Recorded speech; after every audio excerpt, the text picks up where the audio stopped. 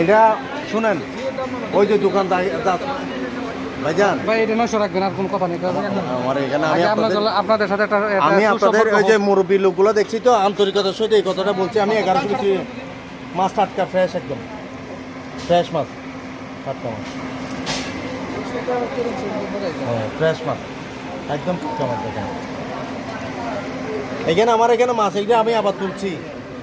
এইখানে অন্য জায়গার থেকে আমি সবসময় 1-200 টাকা কম রাখি, অন্য জায়গার থেকে 1-200 টাকা কম রাখি। আমার সেলের অন্য জায়গার থেকে অনেক